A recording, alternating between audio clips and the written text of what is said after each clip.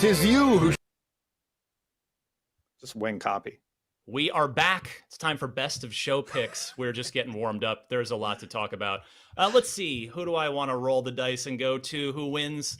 Miranda, your best of show pick. Was it the one more thing? Was it something at the top? Because there was plenty of things to choose from here. Your best of show. Yes, very difficult to decide, but I had to go with the one that was a surprise. So it's Redfall. Guys, I love Arcane. They have not let me down between Prey and Dishonored, and then seeing them come out with Redfall, and there was a lot of commentary around like, well, we're not actually seeing gameplay, we don't really know what this is, and it's like, guys, have you played an Arcane game? Do you know the quality of their games? It's like, I'm sorry, it's like, to some people on the panel were like, well, this looks kind of like Destiny, or this looks kind of like a looter shooter. I'm like, no. It's an open world co-op first-person shooter. Yeah. So that does not mean it's going to be always online. It doesn't mean it's going to be a big thing. But you can play solo. You can play multiplayer. This is, again, an Arcane game. So that's just not in line with how they play. So seeing them essentially just like throwing around these incredible abilities and, of course, doing like some very cool gunplay. Oof.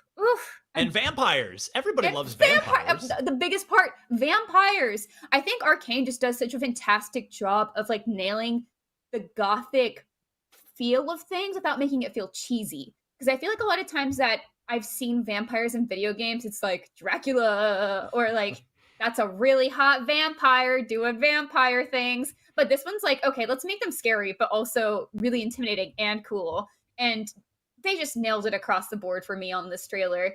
I also love, of course, like the diversity of characters. I felt very like included. I was just like, yes, I'd love to see that. But Arcane's always been great about that.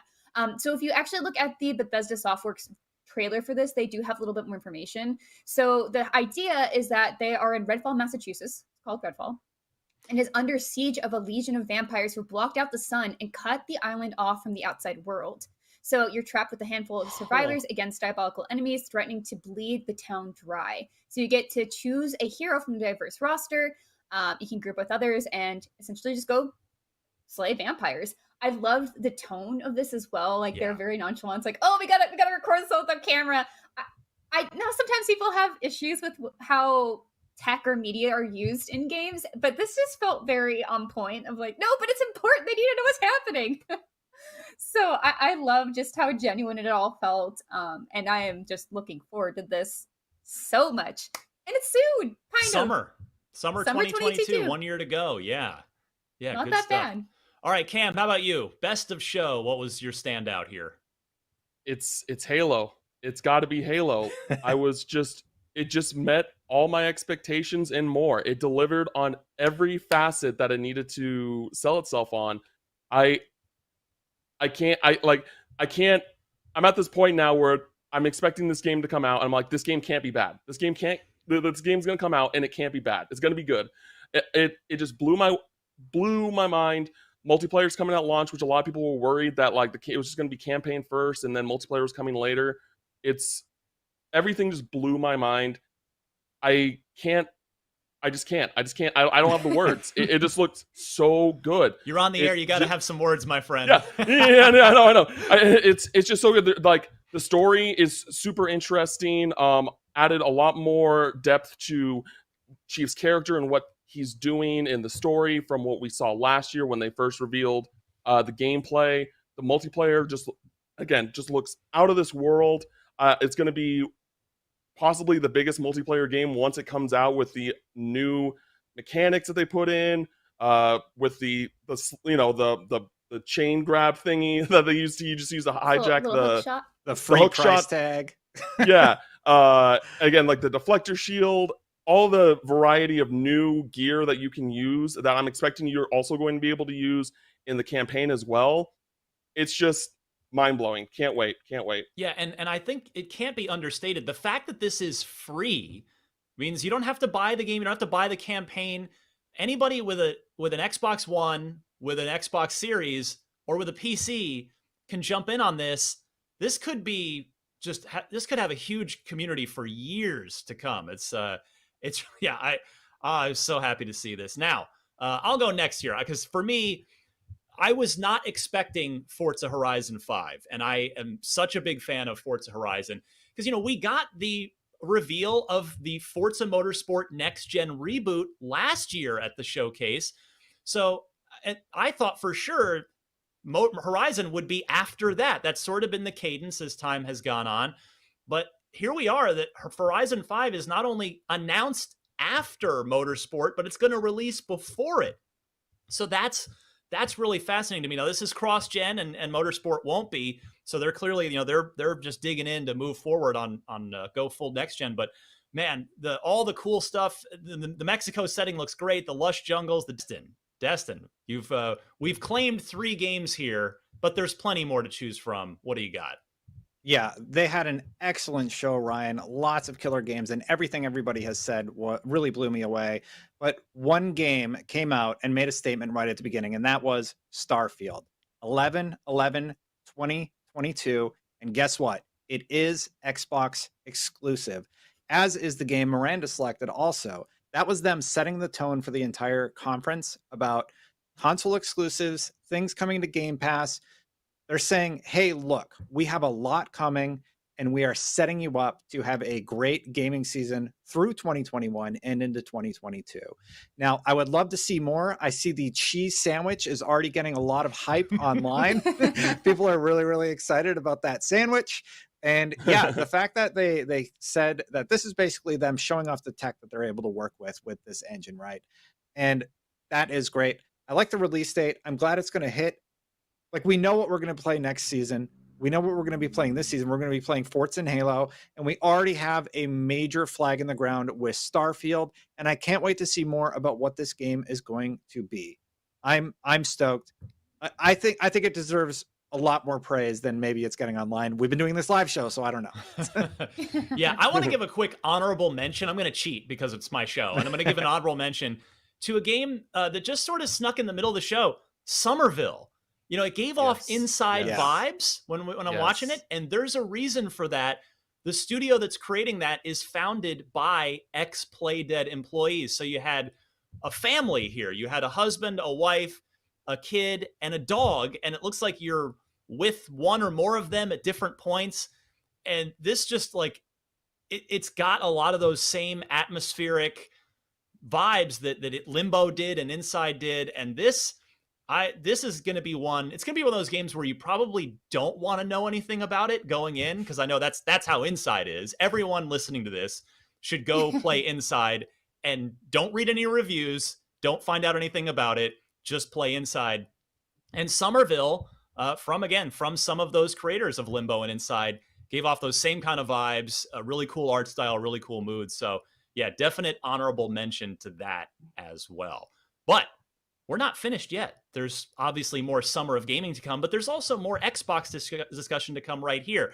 We're going to take one final short break, but IGN Summer of Gaming will be right back with more from us, and then followed by the Square Enix E3 showcase at 12:15 p.m. Pacific. So stay tuned.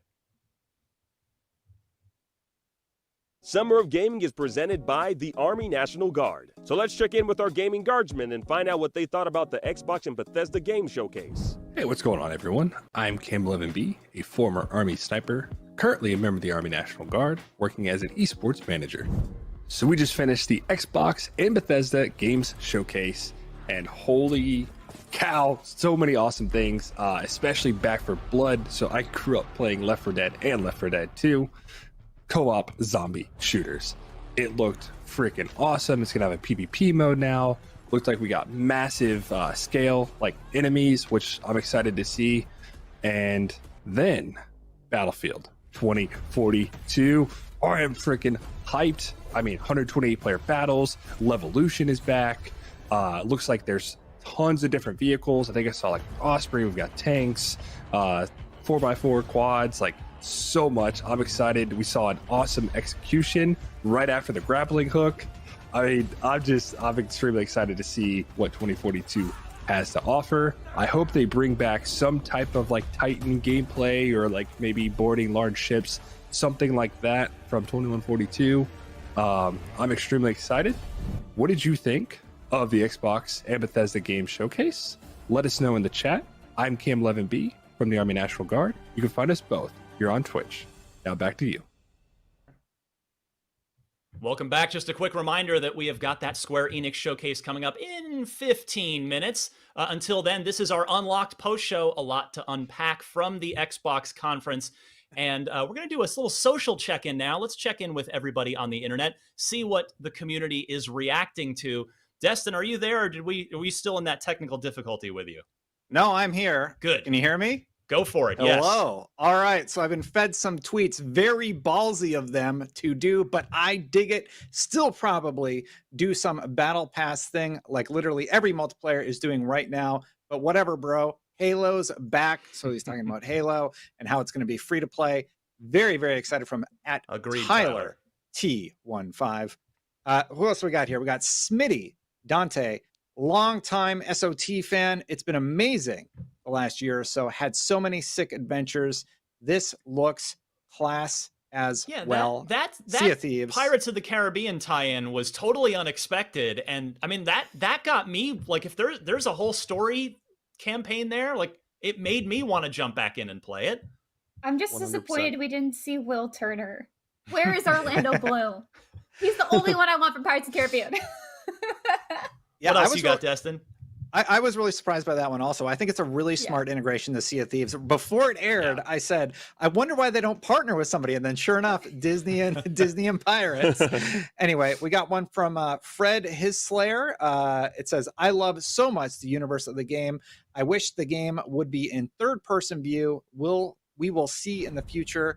That was about Redfall, Miranda's pick of the show. We didn't get everybody's take. Miranda, you really, really liked Redfall. Cam, what did you think? I thought it looked great. Like, I mean, I want to see gameplay, but there's a lot of variety in the different weapons that you can use and the different powers. I'm curious if it's like class based, if it's just like, okay, so this class has these skills. You know, we saw the character we're seeing right now. She did the foam booth, and she has like these purple powers. Is that a class? Is that just her character, or is there more variety customization? Based on the description of the game that we saw from the trailer, it looks like it's character based. Like, it's not classes. Okay. Each character is assigned their own powers, and they have unique abilities that they offer to their team. That's cool then. So I hope that, you know, it'll continue kind of like as a living game once it comes out, where new characters may potentially be introduced along with new content to keep the game alive, like post launch. I hope that they do something like that. Yeah, you know, I definitely got a bit of a Left 4 Dead vibe as this trailer went on, except for the part where it was, Miranda, you mentioned it earlier on, that you can play by yourself as well. So it's not just a co-op, you know, Left 4 Dead game. So I'm kind of curious how this is going to blend co-op and narrative and sort of ongoing multiplayer. There's a lot of potential with this thing. Right, and we don't know if it's going to be ongoing either. Like, Arcane doesn't really do that. Like, they could. Yeah. But as far as I know, I'm assuming this is going to be a story-based open world shooter. Yeah, we have one more tweet here from Thuggins at daddy_sauce. Love the Twitter name. As a big PlayStation fan, good for the Xbox homies personally. I think it should always be timed exclusives for all platforms, but dope y'all got a sick game coming out. There's a few sick games coming out, including a lot of third parties that are going to be hitting Day Pass day one, and that is really exciting for me. I didn't get a chance to talk about Forza Horizon 5, though, and how much it blew me away, so I'm going to steal a little bit of time here and talk about that. You got a minute. Go ahead. Yeah. So it's coming out November 9th. They immediately started flexing a little bit with that ray tracing. They talked about how they use photogrammetry data to recreate the scenes, and it looks absolutely stunning. They did 24-hour shoots at 12K of the Mexican skies. So the skies you're seeing in the game are actual real skies. Ryan, they did the water in the past games, and now they're going for the skies. What is next? They're doing photogrammetry data. They're going nuts with this. They even point out like the God rays spilling through the trees. And I agree with you that Events Lab Silly Fun Mode looks absolutely stunning. It's built from the ground up for next gen. That's what Phil Spencer said. And it really, really shows. The fact that it's cross-platform is just like awesome. Clearly, this game does not look held back to me whatsoever. I'm incredibly excited to play it. And they've had an extra year, you know, because normally it was every other year. They were on 2-year dev cycles. They would alternate. Motorsport would ship one fall, and then Horizon would ship the next fall. But there's been some extra time for, obviously, Turn 10's still busy rebooting Motorsport for next gen, but Playground got an extra year as well, and that already shows on just this gameplay trailer that we got today. So yeah, I just could not be more excited for Forza Horizon 5. Now, Destin, I think it's important to take a few minutes here because we've got 10 minutes until the Square Enix showcase. So hang with us till then, and then stick around for what Square Enix has got. Destin, I think it's important to talk about the idea of Microsoft having a quiet 2021, because let's be honest, I disagree. They have had a quiet 2021 so far on the first party and the exclusivity front. But this showcase just ended that narrative. You have compiled a list of all the major and exclusive games that are out from in the second half of this year, from now until the fall. The floor is yours. Go through this because this is now a really impressive list. Yeah, so basically at the end of the show, they were sure to show a screen of everything that they have coming to Game Pass through 2021. So again, emphasizing the value of Game Pass. So June 13th, right around the corner, Yakuza Like a Dragon, a game that recently came out, is now going to be added to Game Pass. On the 22nd, we got Dark Alliance. And then July, The Ascent, Ryan, a game that you have been just talking about constantly. Yeah, exclusive. On August 13th, we now have Hades coming to the platform. 12 Minutes on August 19th. In Another September, exclusive. We have Origami 2. September 23rd, Sable, that sort of really unique art style that I'm really, really excited about. You passed Psychonauts in August. You passed Psychonauts too. Destin, back up. August 25th. They have it like arranged in a weird way. So yes, Psychonauts 2, August 25th. And I also forgot Flight Simulator, something people have been begging us to talk about, is hitting console on the 27th. And that was all 4K captured in engine. And it looks stunning. And it has that Maverick tie-in. Yes, the Top Gun thing, another smart tie-in. And what's an interesting footnote on Flight Sim too, I think is worth pointing out. You know, there was this big deal made last year about PlayStation. We believe in generations and everything's just going to go to PS5. And they've done a lot of cross-gen stuff. And Microsoft was honest and said, we're going to support both old gen and new gen for a while. And they caught a lot of crap for it.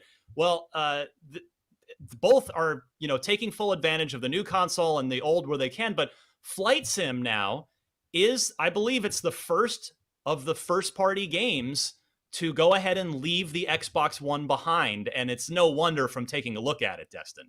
Yeah, and I think that's the way you handle it. When you can do cross-platform, you do cross-platform. When you need to go next-gen only, you go next-gen only, and you make that very, very clear. Flight Simulator is one of those games. What this game is doing technically is just, the older platforms just can't handle it. So it's really, really great to see. It would have been interesting, though, if they had used that as an opportunity to show off the streaming service that Game Pass offers, that they have said before this conference, to get it out of the way, is coming to console. So I have to wonder if that's going to be something we hear about later in the year, but that is speculation on my part. Continuing through this absolutely insane list. So what do we got? I was in September for Sable. In October, we have Age of Empires 4. That is another game that just hits every time we talk about it. For PC, October 12th is also Back for Blood. We have a few slated for Paul. Back for Blood, though, hold on. That's another major. We talked about, Outriders was a big deal earlier this year, and MLB The Show. Back for Blood, that's a big deal too for a third-party game straight into Game Pass. Yeah, and huge. Now everybody's going to play it on Xbox because Game Pass has, I think, almost 20 million subscribers at this point, and now you're getting all of these games just for being part of that subscription service, which is really, really cool. And then Scorn is still slated for fall, and Anacross is still slated for fall, which sort of hit within that window. But then it really, really heats up near the end of the year. There's a few titles like The Gunk, Hello Neighbor 2, and Among Us that are hitting somewhere in 2021. But when it heats up is November. You have Forza planning their flag in the ground. We know Halo Infinite is also coming this holiday season, the multiplayer specifically on this chart. So we have a lot to look forward to. Xbox gamers have a lot to look forward to. And this is just an absolute killer lineup. Basically, at this point, if you're just outright denying that Game Pass is a phenomenal value, you're either not paying attention or you have an axe to grind. It's as simple as that. It's a phenomenal value.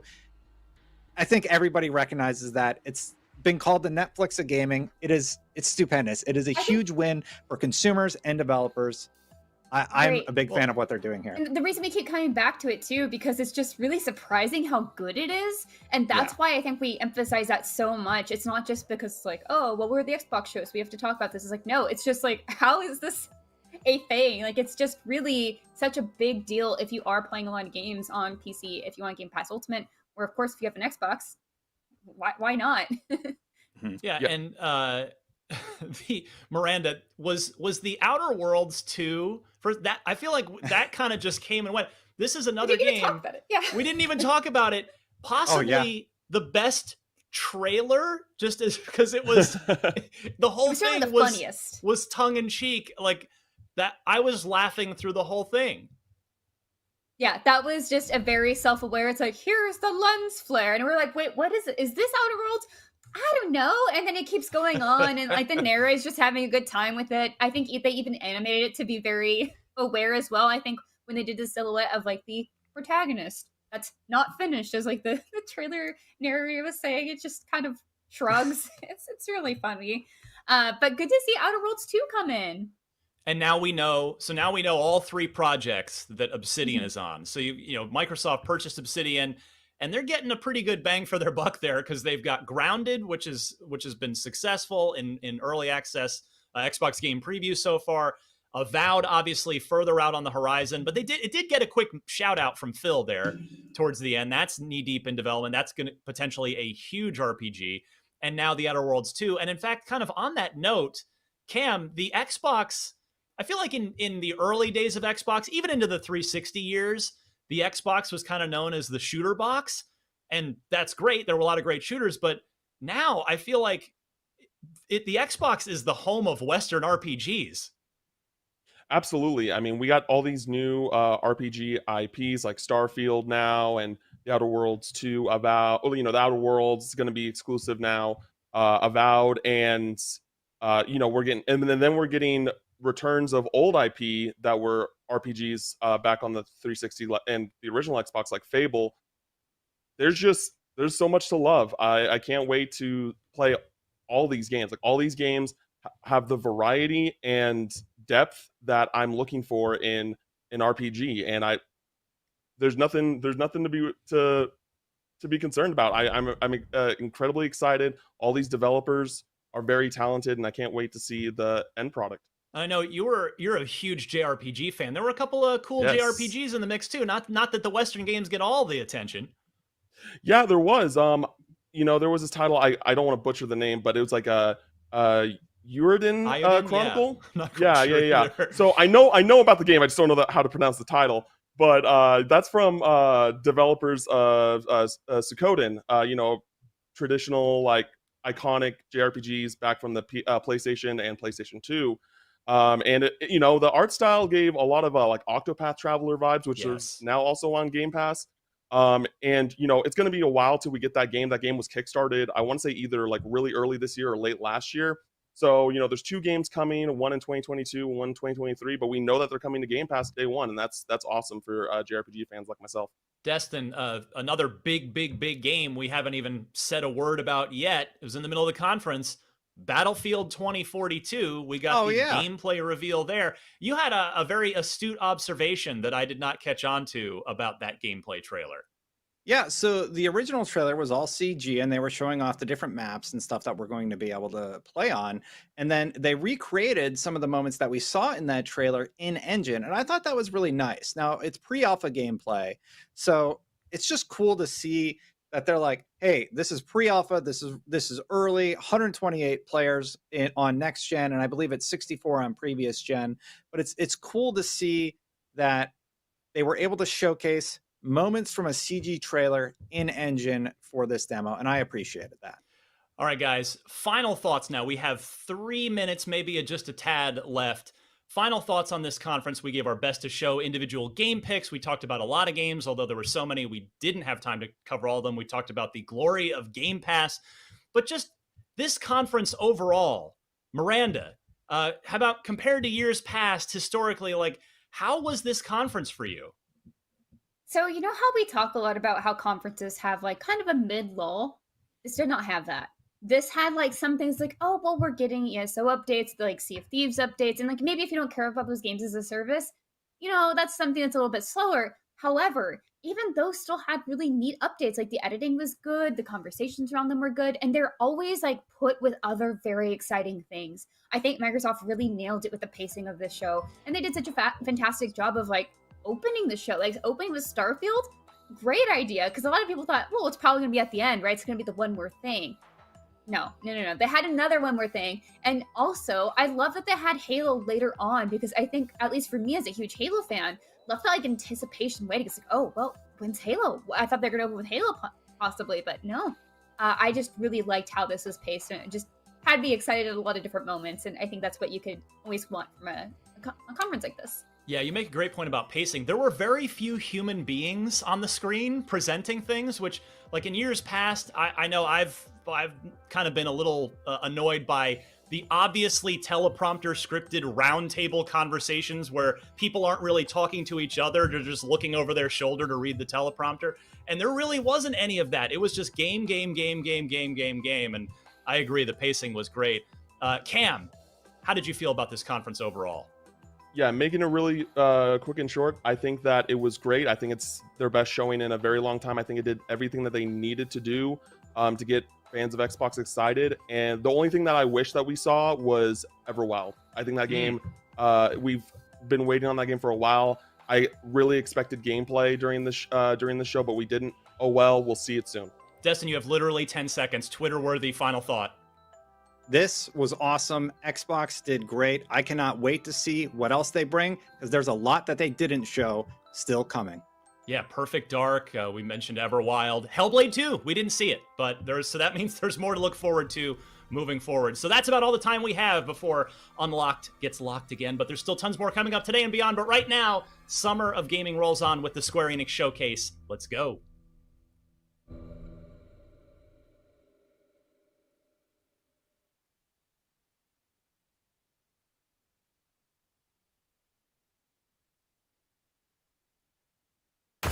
Good afternoon, everyone. It's Matt Mercer here, and I'm back as your host of Square Enix Presents. Today, we have a special E3 edition of the show for you, with new game announcements, updates, and exciting news from our studios across the globe. So let's kick off with the world premiere of a brand new game from AYUDAS Montreal. We hope you enjoy the show.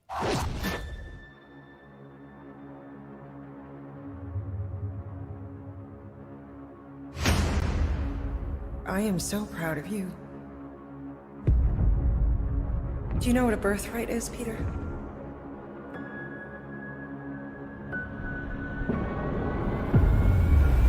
Something that's a part of you. Like your name. Gardeners of the Galaxy? What? No, Rocket. So I let Groot fill out the paperwork.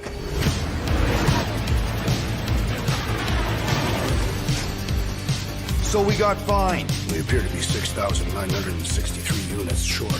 I know, we clearly need a plan. If you see anything with claws the size of rats, let me know. We got this!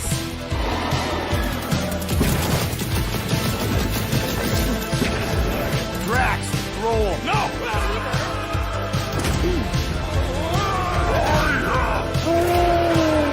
Monster! I'll show you, monster! No! We disrobe! Keep your pants on. Although, it could be used as a distraction. Fetch him up, Drax! Meet your maker! We're all professionals here, right? Maybe we can work something out. Peter! You had one job, Quill. I did exactly what?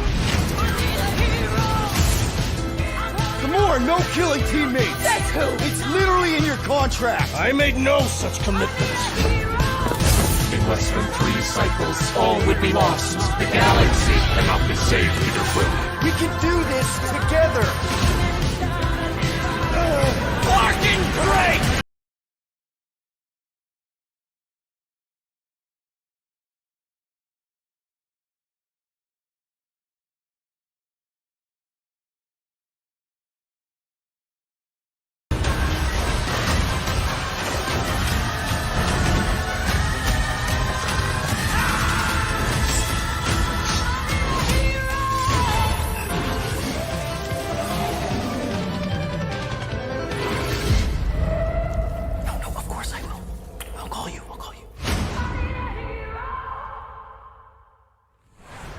Hi, my name is Olivier Proux, senior producer here at AYUDAS Montreal. For the past few years, we've had the privilege to work on our version of Marvel's Guardians of the Galaxy and reimagine it into a single-player, story-driven, third-person action-adventure game. It's our own fresh take on the Guardians, and something that's really unique to our game is that you get to be Peter Quill. As Star-Lord, you're constantly in the middle of the action as you try to lead this band of misfits. But today, I'm really excited to have all of you join us on this journey, and you'll hear more about the game from our team behind this project. Right, let's do this. I've always loved Marvel's cosmic characters. Growing up as a kid, I read them, enjoyed them, loved them. I had the opportunity to write for Marvel on some of their cosmic titles. I went back with the help of Bill Roseman, the editor, and kind of cherry-picked characters from Marvel's past. The opportunity here was to build a team, but to make it all underdogs, so that the reader would think, oh my gosh, how is this team going to survive? And that became the Guardians of the Galaxy comic, which we loved working on.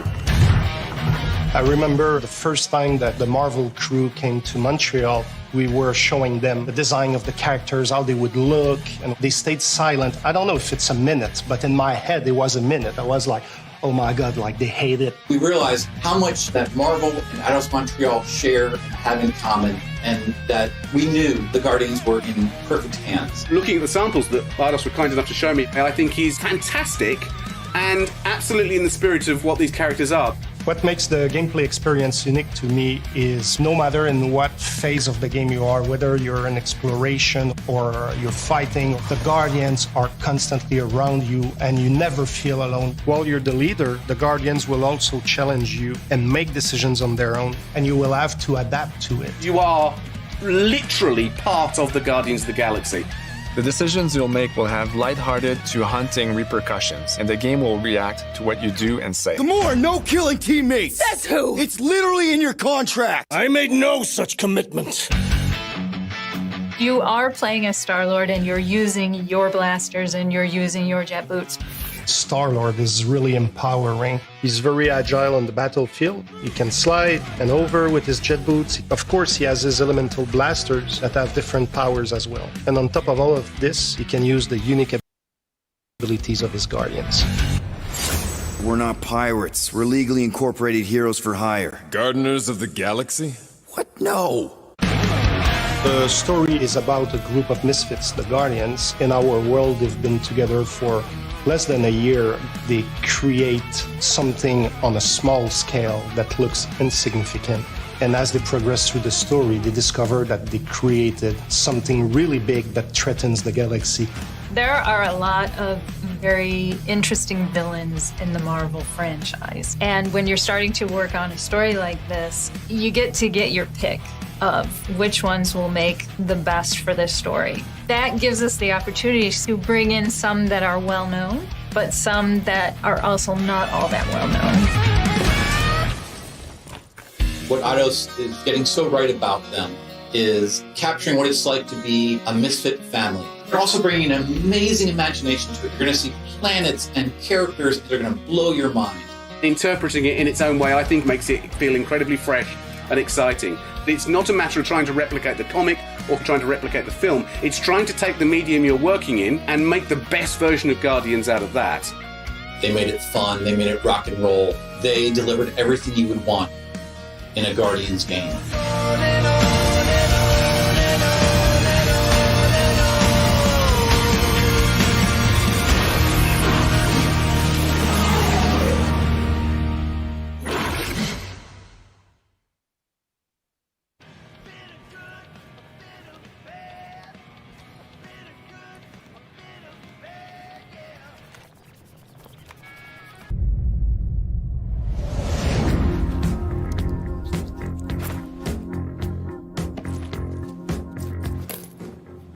$37 units? We appear to be 6,963 units short. If we intend to keep our ship, Peter Quill. I know. We clearly need a plan. What about selling Gamora's crap? What?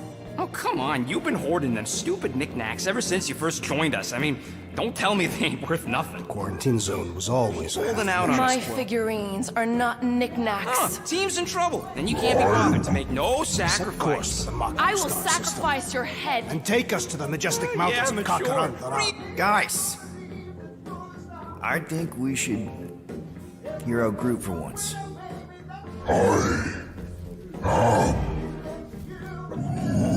You know, the only problem with your plan is that Lady Hellbender only buys monsters, and you are not a monster. Groot, are you really offering to... No, he is not offering that, okay?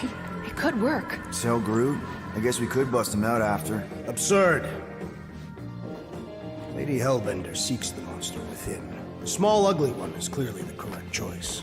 He is cruel, sadistic, and his soul is filthy and filled with rage. I vote we sell Groot. I honestly think Lady Hellbender will go for it. Yeah, well, I vote for not Groot. I also vote for the creepy little beast. 2 votes each. Peter? Well, Rocket's definitely scarier on the inside. He's unstable and vicious and totally oblivious to the needs of others. Okay, we get it. All right, let's do this. Let's go sell a monster. We're not seriously flying into that. You say the weather patterns of Seknarf 9 are tied to the temperament of its ruler. That's not how women work. Or weather. You're flying the wrong way. Nah, he's not flying at all. Guys, relax. Just one minor adjustment. I ever mentioned how much I hate rain? Hellbender's castle isn't even that far. That is not a castle. It is an impregnable fortress. So how do we impregnate it? Ask Peter! Let's just get closer. We'll figure it out on the way. There is nothing to figure out. As beast merchants, we will easily gain access to Lady Hellbender. Good. We've already got a beast. All that's left is the merchant part. Good thing I put on my official merchant costume. There is no such thing. Right? The fact you ain't sure don't bode so good.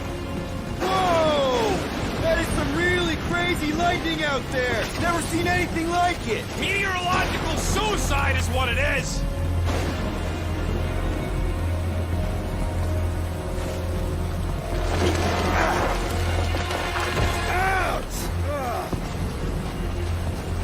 Hey, is my jacket all right? At least you got a jacket.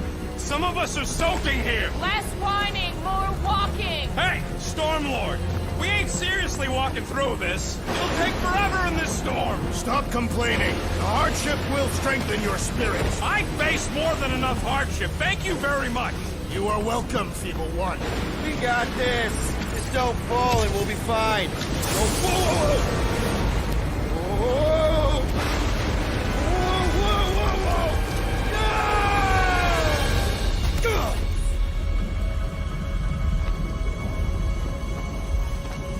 Is everyone okay? We should have gone to Maku 4. I would be wary, rodent. You know what? I survived freaking Half-World. I think I'm scared of some little... It's not alone. Get ready. What are these things? They are amorphous vermin. Shoot first, questions later. Chop them, Gamora! This won't hurt much. Smash them up, Drax! Meet your maker! Steel Boy's enjoying this way too much. This is the local fauna! It's about to be an endangered species. Groot! Hawkeye time! Oh, you, Rocket! Time to go boom! I am eager to experience Lady Hellbender's legendary menagerie. Should we ask them for directions? I'm thinking maybe they are directions. Oh, like a signpost or something. I'm not saying it's an arrow with the word fortress on it, but statues suggest civilization, and the only settlement I saw when we were topside It's Lady Hellbender's fortress. Dead end. That's just great. It's a retractable bridge. They used them at the prison I was in. Too bad the controls are on the other side of the giant chasm. What do you not have time to dawdle in this jungle? I shall hurl the creature over the chasm so he may activate the bridge. I may activate a hole through your face. Put me down. It'll be fine. Just curl up in a ball. What? Drax, throw him. No! Very well. Peter! It's okay, he'll land on his feet. Ooh, I guess that only applies to cats. You sons of dogs! Scut-busting act! I am not familiar with these words. Order the beast to do its job. Rocket, come on, man! Ram it, fast face! Fix the bridge and we'll raise your cut by 5%. I want 10! Okay, deal.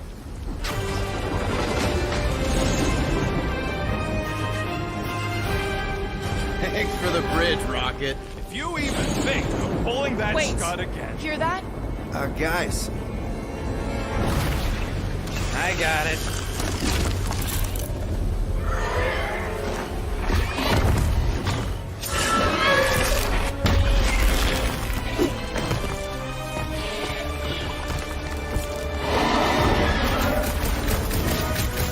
These creatures are perfect predators. Stop cheering for the murder monster. Somebody's having fun! You are my friend. Keep it together, Doc! Bad dog! Bad dog! We've got the numbers! Not if you count all that teeth we got. That dog was a huge predator! Avoid the mouth, dodge the tail, slice the ear! Is anything on this planet not trying to kill us? Guys, huddle up! Already missing the jiggle jellies! They keep moving around! It is past time, my blades! Don't get too close to that mouth! We can't over! This guy barely feels it! Yeah, I smell it too! Come on, we got this! Perhaps these were sent by Lady Hellbender! Well, she can keep them! How come monsters are never friendly?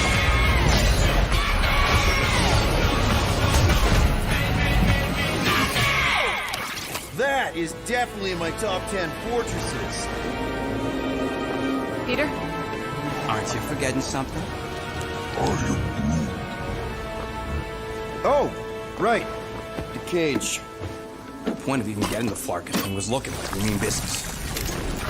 All right, Rocket. Time to put on your monster face. I only got one face, Quill. Are you sure about this, Peter? Look at him. You better have one hell of a sales pitch.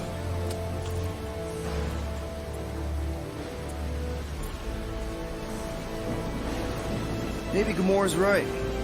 We should try selling Groot instead. Really? This is an affront to democracy. I just think that we might need Rocket on the outside for this one. Yeah, we noticed. You want to make that call, then you better not mess this up. You hang tight there, bud. When the time comes, I'll get you out of there. Rocket style, if I got it. Drat. Gamora, can you help me with No. this? What? Why? To guarantee your safety as our leader. Oh, come on. Don't look at me, I ain't pulling that thing. Remember, buddy, menacing!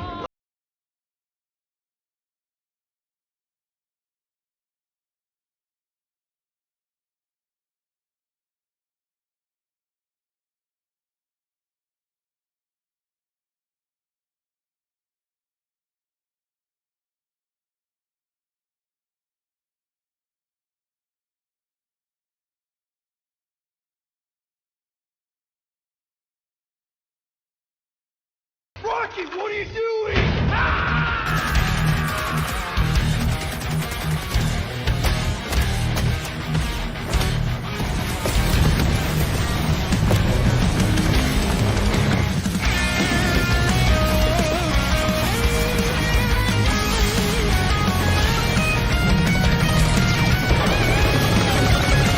Who's the monster now?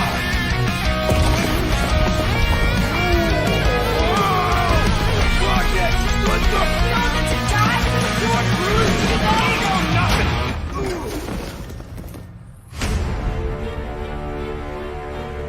Guardians of the Galaxy, how many times do I have to kill you? The audacity that you thought you could rob me, Dweller! Feast upon them!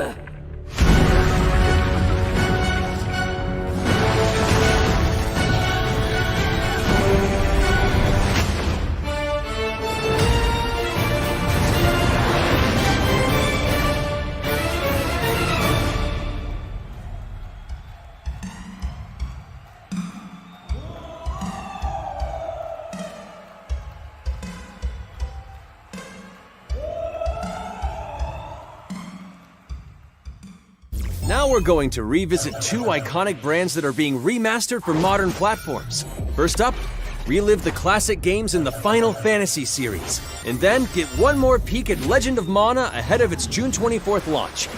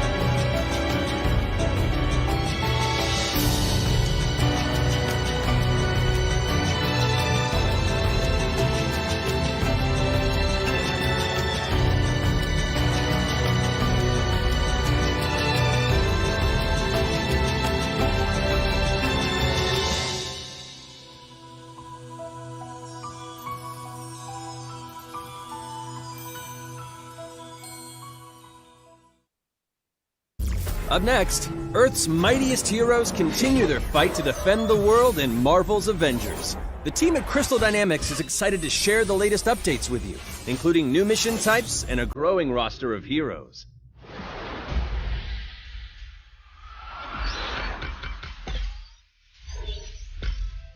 Avengers, secure that super weapon at all costs. Cosmic energy is building up. Every second counts, people. Keep it moving. It's beautiful, isn't it?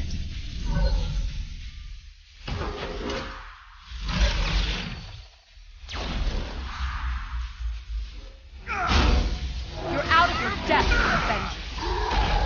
We're shutting you down, Monica.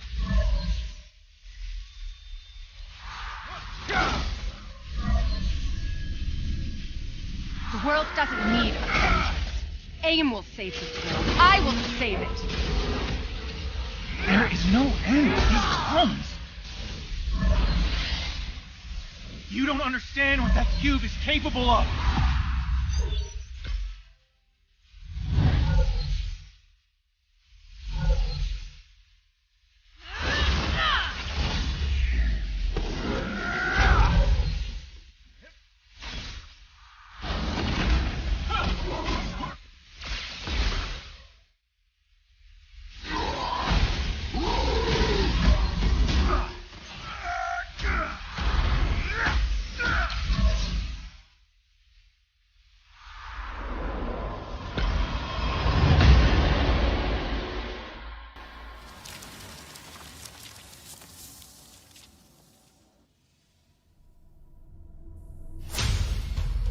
I applaud your efforts to connect with your roots, but as a man who has seen 3 Black Panthers fall, I must warn you of a few things. Many eyes follow the path you are about to walk down.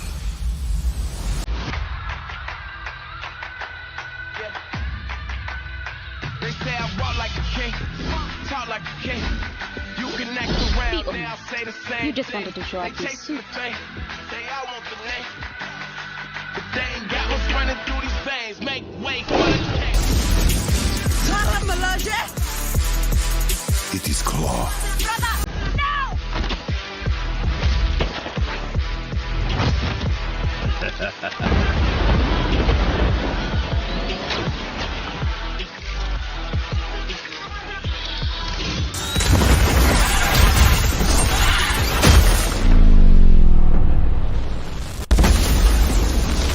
Vibranium doesn't belong to you! You're right. Vibranium does not belong to me. It belongs to Wakanda.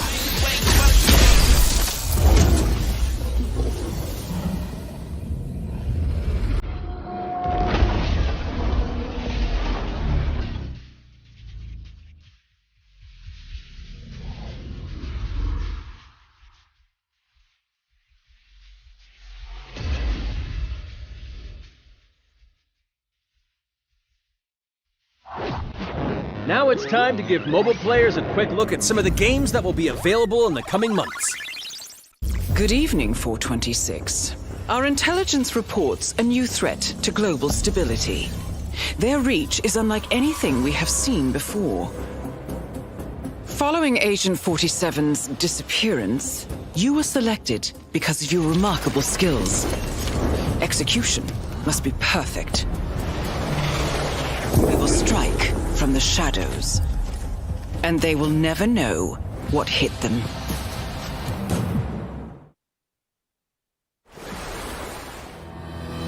A sad and beautiful tale that echoes throughout eternity. The first mobile entry in the Nier series. Nier Reincarnation.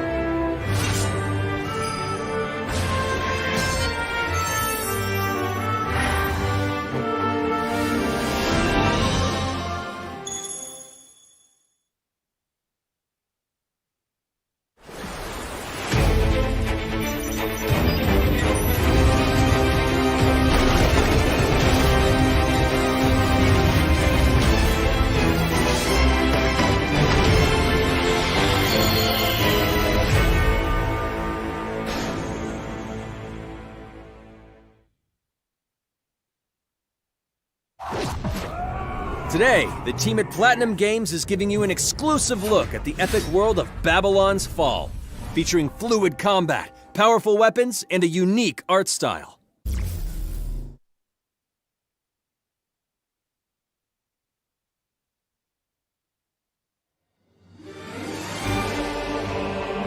Built over 1,000 years, it was meant to be a tower of dreams. But for 1,000 more, it was seen as a tower of ruin.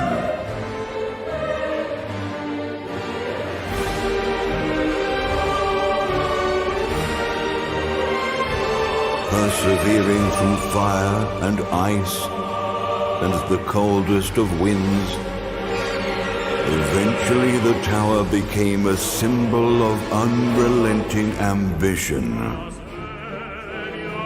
That tower's name is Babylon.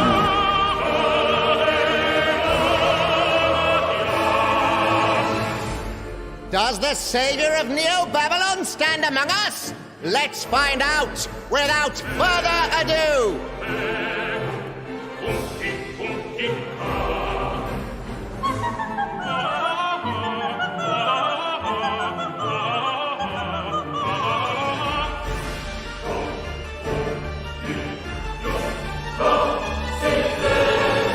If I'm to die, then I'll die for hope, for what little hope there may be.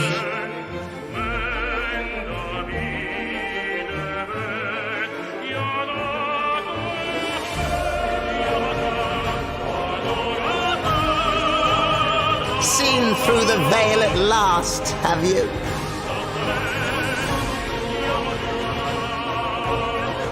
We're all prisoners of our subjective reality.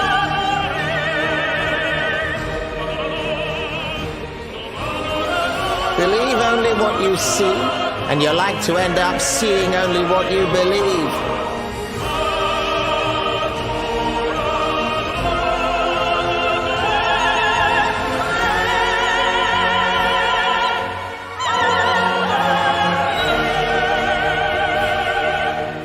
Naught but two paths lie ahead. Ascend to the heaven above the tower, or fall like this one now before you. Now begins its tale of both hope and despair.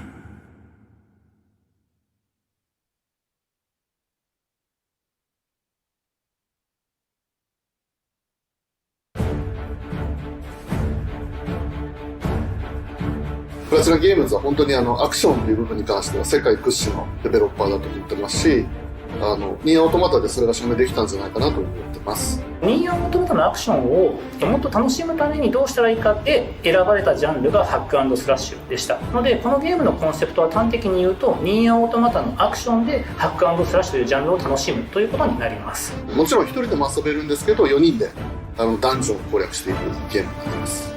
コンセプトについては、プレイヤーが、途切れない目標に向かって、アクション、追い求め続けることができると。プレイヤーは、ストーリーを追いながらダンジョンをクリアして上層を目指していくと。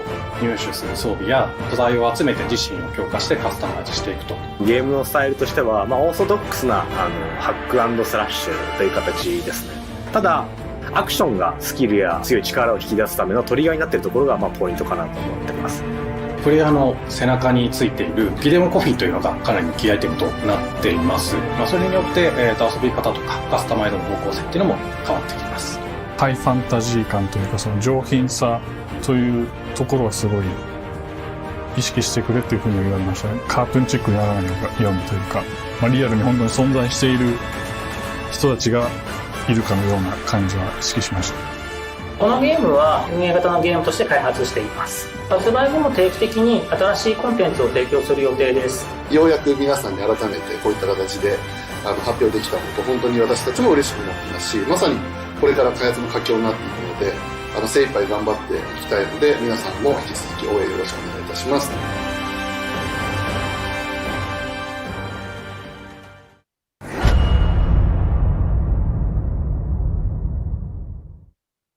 Now let's check out the next major entry in the popular Life is Strange series, True Colors. The team at Deck 9 is ready to give you a deeper look at Alex Chen's psychic power of empathy. But first, here's a look at the Life is Strange Remastered Collection. Feels so weird to be back. After 5 years, you're still Max Caulfield.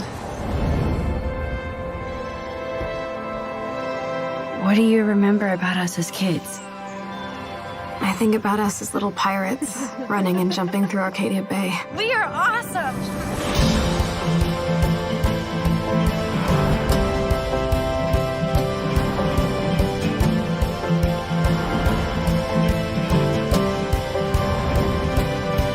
Come on, let's dance! Or take my picture with your new camera. We both got scars and it's so hard to That's Rachel Amber. After my dad died and you moved, I felt abandoned. Oh, good, you're here. Rachel saved my life. She was my angel. Something happened to her. We have to find her, Max.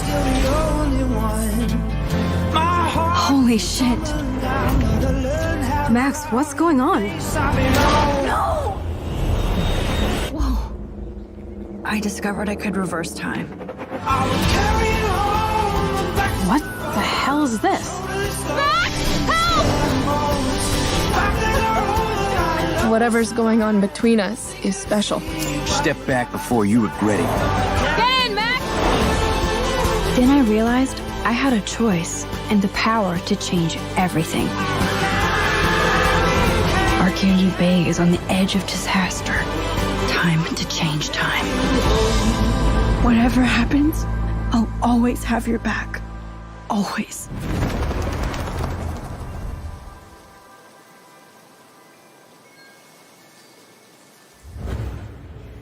Hi, I'm Maya, also known as MXMTune. I'm a musician and the singing voice of Alex Chen in the upcoming Life is Strange True Colors. I hope you enjoyed that first look at official gameplay from the remastered collection. As a longtime fan, I know I did. You can see the love and care that Deck 9 have put into remastering both Life is Strange and Before the Storm. This collection features improved character animation, lip sync, and visuals, breathing new life into these two beloved games. Back in March, we also revealed the next major game in the series, Life is Strange True Colors, a small-town supernatural mystery. Alex Chen must uncover the truth behind her brother's death, using her psychic power of empathy to unravel the shocking secrets of Haven Springs. Today, we have a first look at Alex's unique power in action. Here's game director Zach Garris for more. Alex's psychic power of empathy is integral to the story of Life is Strange: True Colors. It impacts every relationship she builds and every decision she makes. Never thought I'd have a freaky empath friend. For years, Alex has been unable to shut out the strong feelings of others, the fear, sadness, and anger of those around her, leading her to believe her power is a curse. In the wake of Gabe's death, Alex realizes the only way she can find the truth is to embrace her power. I can't believe this is happening. And the only way to understand is to feel what he's feeling. From the very start, you can use Alex's power to focus on brightly colored auras to gain an insight into people's emotions. Gabe was too young. Just too young. These valuable insights deepen Alex's relationships with the folk of Haven Springs, as well as sparking new dialogue options and events, as here from a scene very early on in the game. You're gonna lose her. You're gonna lose her, and it's all your fault. Alex has uncovered a secret that Mac wants to keep hidden from his long-term girlfriend, and now he is terrified that Alex will reveal it before he can talk to Riley. She is the best thing that's ever happened to me. So please, help me out. Mac's telling you a whole lot of bullshit. Listen. Thanks for telling me the truth, Alex. Are we still together? Are you serious? I need to get back to work. Sure, Alex, we'll get out of your way. When Alex encounters a particularly strong aura, she can reach out to actively connect with that person's emotions. This generates a nova, a supernatural flare that transforms the world around Alex into a reflection of that person's psyche. In this altered, emotionally charged state, Alex can experience fragments of thoughts and memories to get to the root of their issue. But not every emotional crisis can be easily dealt with. Some carry a dangerous, even life-threatening amount of power. He's dead! I wish I were too. No decision is easy, and the consequences will be felt across the game. This anger could kill her. What if I could just take it away? Using Alex's power is the only way you can uncover the truth behind her brother's death. What would that do to her? What would it do to me? And even if I can, should I? How far will you go in pursuit of that truth? The choice is yours. Alex's powers look so awesome. I have no idea how I'll make some of these choices, but I can't wait to play it with you all when it comes out on September 10th. Don't forget, you can pre-order Life is Strange: True Colors now. And if you choose the Ultimate Edition, you'll also receive the Life is Strange Remastered Collection. And that's it for today. Make sure to follow the Life is Strange social channels for more.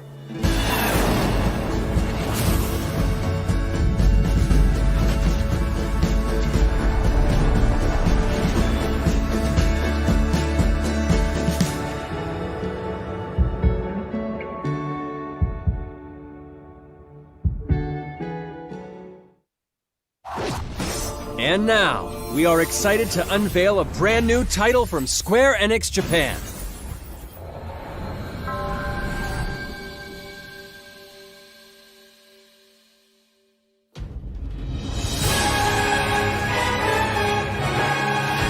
I'm here to kill chaos.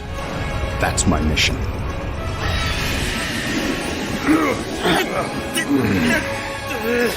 Looks like chaos has been waiting for us. You gonna make us go in there and find you? Guess we'll just show ourselves in. I only know one thing. I want to kill chaos. I need to. It's not a hope or a dream. It's like a hunger. Thirst. Move aside! You're dust! You sure chaos is here? Yeah, they can only squash monsters for so long. I hate doing pest control. This is the Shrine of Chaos. He's here. We just have to hunt him down. Feel the pain!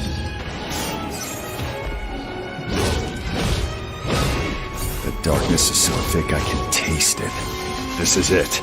No doubt. Die already! There was a knight who left on the same journey as you, but never returned. His name was Garland. If you could, I would be grateful if you looked for him. Chaos.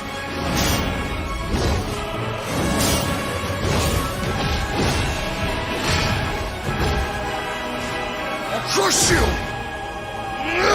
Know when you're beaten! And who are you? We're here to kill Chaos. The prophecy's very own warriors of light. Real. He always wore such splendid armor, with a helmet that was terrifying to behold. It's Garland! No. I become Chaos.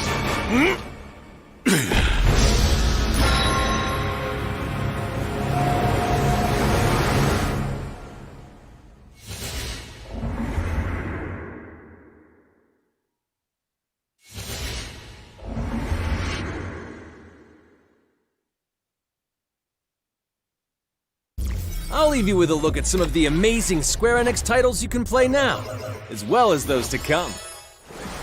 I hate to be the bearer of bad news, but Just hit me with it. we're gonna drop plate number 7. They're gonna do what?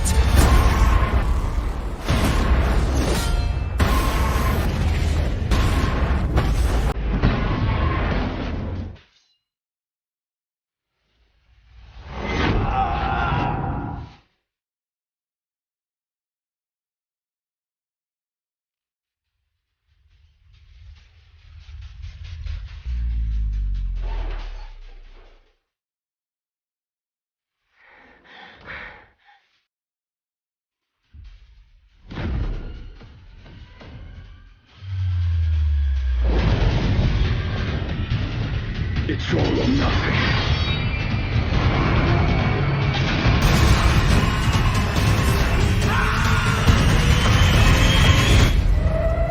No, of course I will. I'll call you. Thank you for joining us today. Keep an eye out for news about our next Square Enix Presents. I'm Matt Mercer. See you next time.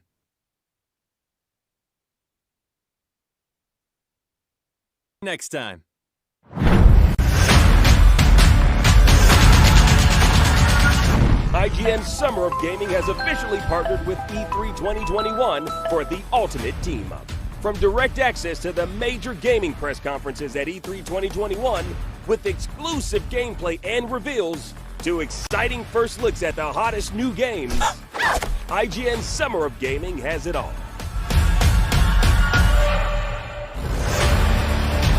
Today is E3 Day 2, and up next, Square Enix is here to hopefully serve up some answers, because we have so many questions. But we get another look at Final Fantasy 16?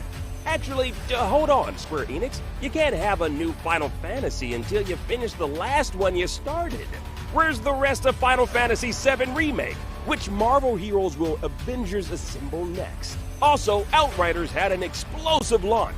Is there DLC on the way? And hey, what's Lara Croft doing these days? Y'all need to let us know if she's about to raid a tomb soon. Well, if you're looking for answers to these questions and more, the Square Enix E3 presentation is a good place to start. I'm being told that our coverage is actually starting right meow. Well, here we go. Hey there, that was the Square Enix Presents E3 presentation right here on IGN Summer of Gaming 2021. I'm Max Scoville, and joining me right now to attempt to break down everything we just saw, but more likely to just kind of nerd out about JRPGs and superheroes, please welcome my esteemed colleagues Mitchell Saltzman, Zach Ryan, and Cam Hawkins.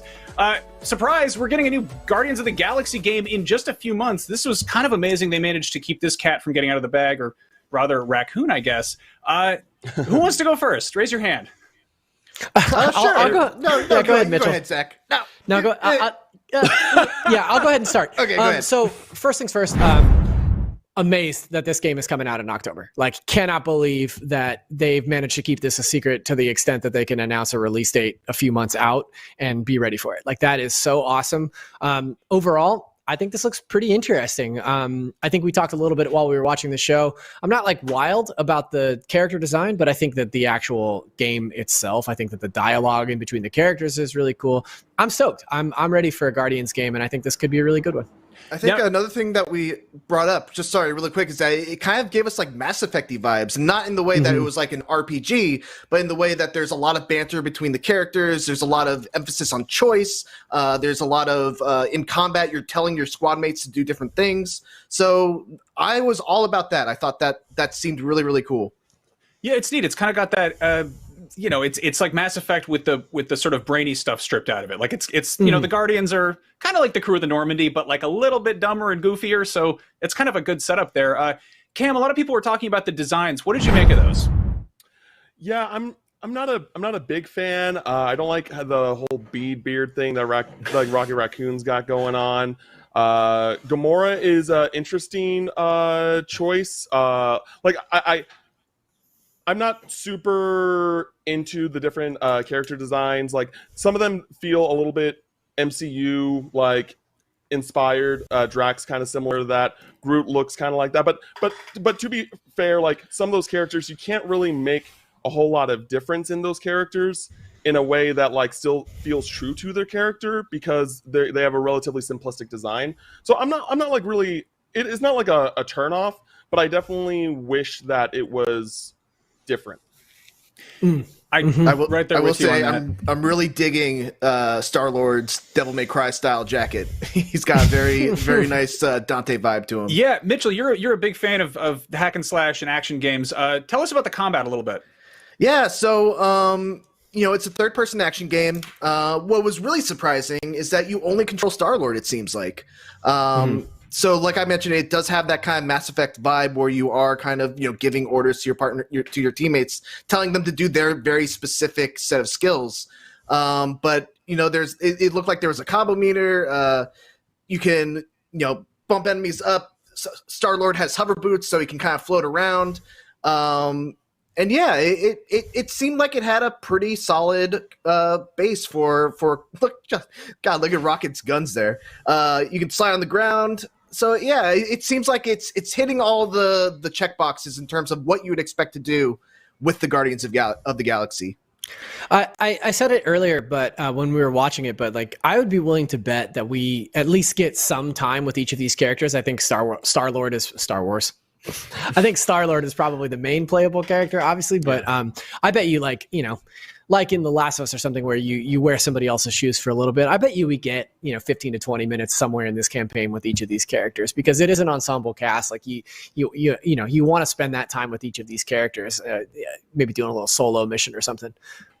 One other thing that I wanted to touch on is at the very end of the little combat section, they have like this super mode activate where they start playing Bad Reputation, and all the cooldowns. You know, there's no more cooldowns for all your abilities. That seemed like a lot of fun, and it was just a really cool and stylish way to have that kind of like ultra mode kind of power up. Yeah, I hope that as you level up Star-Lord and unlock different supers and stuff, like each of them comes equipped with like a different song. Oh, that'd be awesome. I really like the idea of like your superpowers being tied to like different 80s super hits. I think that'd be really cool. I'm super into that. They also showed some really cool alternate costumes at the end. I'm pretty lukewarm on these designs. I feel like it's the same issue that I had with the Avengers, where it's like really close. It's kind of like an uncanny valley, but not just for faces, for like the entire aesthetic. Like, it's so close to being the MCU that it's just, I notice what's different. But you can also dress them up in like classic Guardians costumes, which is fun. Yeah. Like, it looks funny as hell. Like, it seems like they've got some really strong writing there.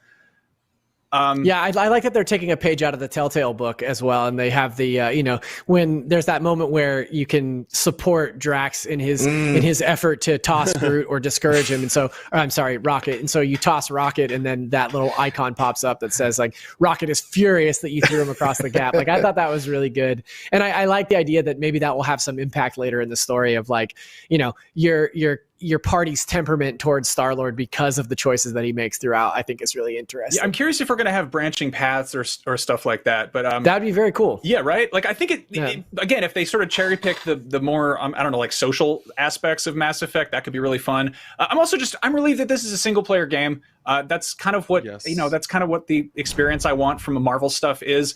We also got a look at some new Avengers stuff. We can just touch on that briefly, but we got to look at the sort of the new stuff that's coming up on that roadmap. There's Black Panther is a big one. The War for Wakanda is the next big thing. Did any of you guys get into Avengers? Did you get hooked on that at all? Yeah, I feel like. Go ahead. Go ahead, Cam. Yeah, I played a bit. I played through the whole campaign and then played a little bit of post game. And I think there are people that I know that love that game and still play that game. But the main criticism is that there's not enough content. There's not enough enemy types. There's not enough villains. Like at this point, still, like as far as I'm aware, the only two like villains you can fight that are there is Taskmaster and Abomination. But with Wakanda now being part in the play in Ulysses Claus that we saw in the trailer, hopefully that'll add something new and fresh and make like I will go back to Avengers and try this out and see how the game has evolved since I first dropped it late last year. Like, it'll probably be about a year since the game came out when the last time I played it. And I want to give it a fair shake. I want this game to be good. So I want to go in there, go to Wakanda, see what the game has to offer, and see if it's a game that like is growing over time or if it's still kind of in a standstill. I played through the main game, the main story, and I enjoyed it as a Marvel story. I thought Ms. Marvel in particular was like a really great character. But I dropped off as soon as it hit the sort of games as service stuff. But I like the idea of popping back in and having these big sort of story expansions. I know that there was a Hawkeye expansion earlier this year that I never got around to, but I might come back for this one. I think it looked kind of cool. I'm a little bit underwhelmed at the sort of the pace with which they're dropping new characters. We've known for ages that Spider-Man is going to show up in this, and we haven't seen that. We got to look at the weird sort of four-legged robot spider, but no sign of anything regular Spider-Man shaped. So hopefully they stick with it. But with a lot of games as a service, it doesn't hurt to kind of take a break now and then come back when a bunch of new stuff has been added. Yeah, I mean, I think out of those two, I'm definitely looking forward to Guardians a lot more. And I'm also so happy that they managed to keep that a secret and that it's that close. You guys think it's actually going to hit that release date, or does that seem like a risk of a delay? I think so. I mean, I think you'd have to be pretty bold to put it out. I think you'd have to be pretty bold to put out a date like that that's so close and then delay it. I feel like that is a move on their part that says that we're pretty confident that we can hit this release date because it is only a few months out. They must be, relatively close to going gold. Cool. Yeah, well, I mean, go ahead. I was just gonna say it's 2021. It's the year of delays. Anything can happen, but I do agree that I feel pretty good about this hitting 2021. Mm-hmm. Cool. Well, if you're after more Guardians and Avengers details, we have 2 interviews coming up in a little bit, but that wasn't the only thing shown off at the Square Enix presentation. We took some cues from the Final Fantasy VII Remake and decided to split this discussion up into a whole bunch of separate parts, and part 2, luckily, is coming up right after this break, so stick around. IGN Summer of Gaming will be right back. IGN Summer of Gaming 2021 is presented by the Amazon original movie, The Tomorrow War, exclusively on Prime Video July 2nd, and powered by Duracell Optimum, the official battery sponsor of Summer of Gaming 2021, and presented by USAA Insurance and Army National Guard. Pursue multiple paths while you serve. Reach your greatest potential with Army National Guard.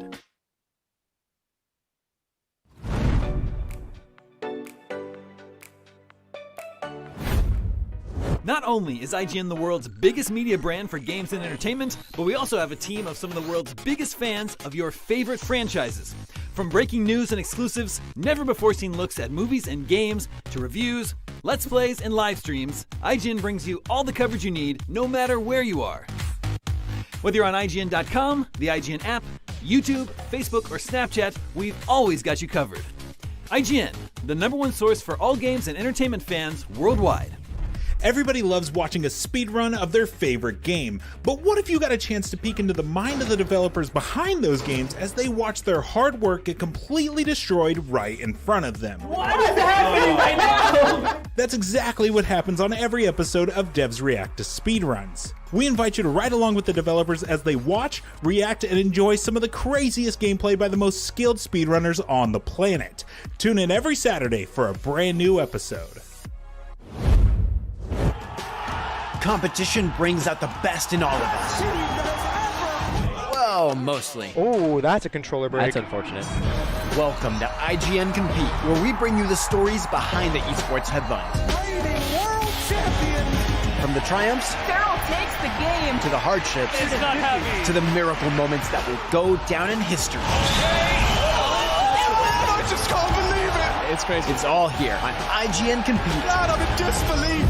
In a world with non-stop news about Marvel, DC, Star Wars, you need a show with accurate reporting, hard-hitting commentary, and me, Akeem Lawanson, host of IGN's news show, The Fix Entertainment. Whether it's the latest superhero scoop, film fiasco, or anime announcement, I'll be here covering all the breaking movie, TV, and streaming news that matters most to you. Make sure to catch The Fix Entertainment on IGN for your fix of entertainment news.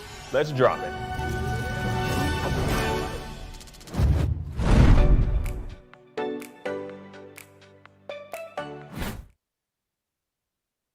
And we're back. This is IGN Summer of Gaming 2021, and we've got plenty more to talk about from the Square Enix Presents E3 showcase. But first, I am contractually obligated to inform you that IGN Summer of Gaming is here for you all summer long. Catch us on IGN YouTube, your smart TVs, pretty much anywhere you can think of. And for additional content, check out E3's online portal and app featuring virtual booths, articles, videos, and more. Now, enough talking about where you can watch people talking about video games. Here are some people to talk about video games.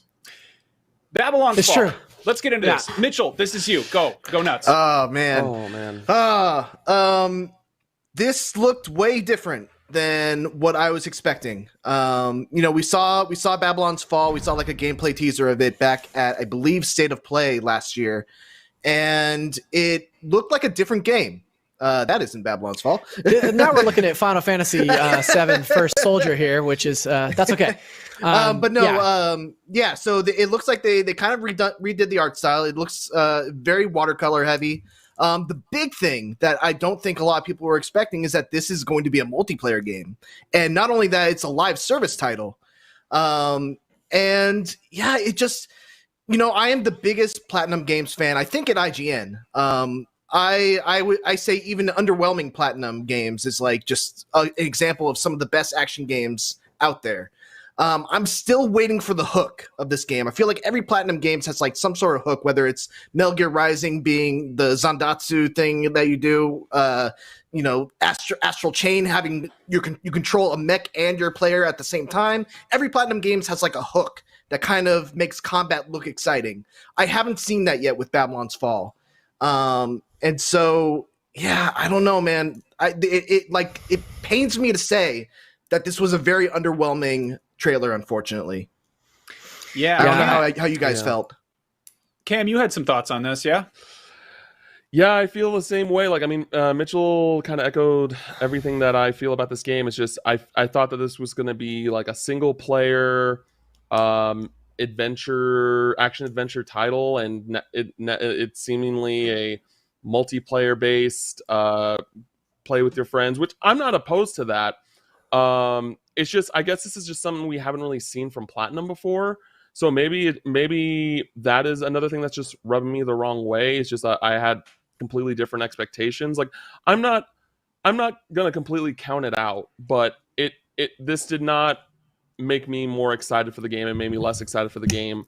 But like I love Japanese games in general, and Platinum makes good games. So I'm gonna give it a shot. I'm still gonna keep an eye on it, but this just did not turn out to be what I wanted it to be. Zach, you're a big live service games guy. I feel like you're frequently just grinding away and stuff. Is this getting your attention at all? Look, I'm not a live service guy. I was excited, like I was interested in Babylon's Fall. I'm a Platinum Games fan. I think that Platinum Games is known for making a very specific type of game, and this doesn't look like that, and that is a bummer to me. But I'm also not necessarily willing to put him down for the count here, because maybe this is awesome, and we just don't know, like Mitchell was saying, what the hook is. I do love the art style. I think the watercolor sort of painterly look that obviously it's been given a facelift, and I think that looks really cool. But overall, just given sort of the assumptions that we had about Babylon's Fall, like we talked a little bit about where it might fit into Square's overall kind of oeuvre. Like I just don't know, man. It didn't really do much for me. And especially for being gone as long as it was to come back with a sort of lackluster trailer is disappointing. Luckily, it wasn't the only action game that got shown off. We also got a look at the heavily rumored Stranger of Paradise Final Fantasy Origin, which looks like a very fast-paced action game from Team Ninja, who, Mitchell, you're also a big fan of. Ooh, yeah. Were you into this? Was this what you were expecting? Yeah, so this actually was what I was expecting. Like, contrast to Babylon's Fall being something completely different, this was exactly what I was expecting. Hearing the rumors that Team Ninja is working on a Soulsborne-like game in the Final Fantasy kind of setting. So it looks very much like Nioh. If you look at the combat and you compare it to the combat in Nioh, I think you'll find a lot of similarities in the animations and just how fast and fluid the combat looks. There's like executions. It looks like there's a ton of different weapons that you can use. I think what's different is the fact that you're fighting with a party. Usually when you fight in Nioh, occasionally there's people that join you, but for the most part it's a solo affair. So yeah, I'm excited to see how this develops. I mean, Team Ninja and Final Fantasy seems like a really, really cool collaboration that I can't imagine anyone would have expected before the rumors started going. But yeah, this looks really, really cool. Zach, go ahead.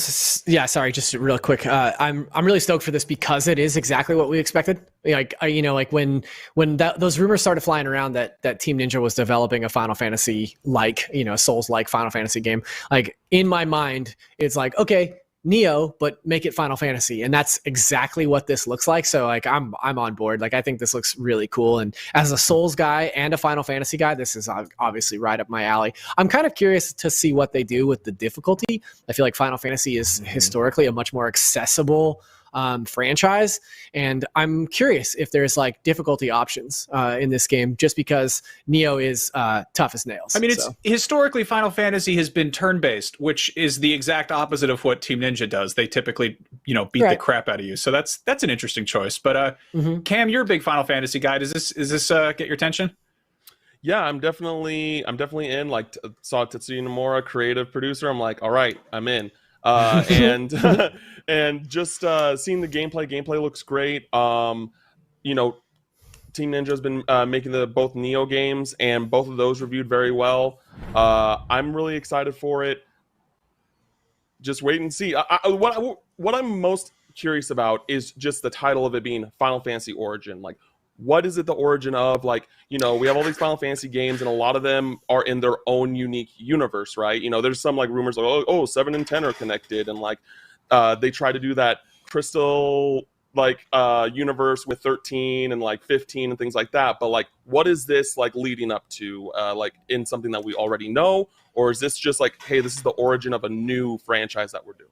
Yeah, we know that it's most likely set during the time frame of the original Final Fantasy for NES, and it features Garland becoming Chaos, which is part of that story. So that's really interesting. Like I would love for this to have like really crazy lore where it kind of tries to retcon and explain why there are so many different Final Fantasy worlds. I think that'd be really interesting, but that's conjecture. So that would be kind of crazy if they were like, hey, Team Ninja, can you retcon the entire Final Fantasy universe into one cohesive thing? That's right. That's wild. Yeah. I mean, I love that it's got people with great hair and too many belts and probably crystals somewhere. So that's Final Fantasy, right? Like that's absolutely. It's got all the parts.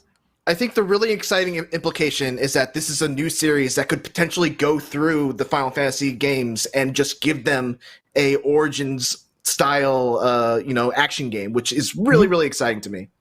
Yep. It's rad. Now, one big question on a lot of people's minds during the showcase, where was Gex? Well, I wish I could say that we have the answer to that question coming up, but we don't, and I don't want to lie to you that much. But we do have some other non-Gecko-centric games, and still to come, we're talking to some of the folks from Crystal Dynamics about what's coming to Marvel's Avengers, but more importantly, hopefully an explanation of why they don't make Gex games anymore. IGN's Summer of Gex will continue right after this, with or without Gex. Gex. Cut us off. IGN's Summer of Gaming is powered by Duracell Optimum. All summer long, we're bringing you the game announcements, developer interviews, and all the demos you care about. So get comfortable and get ready to play.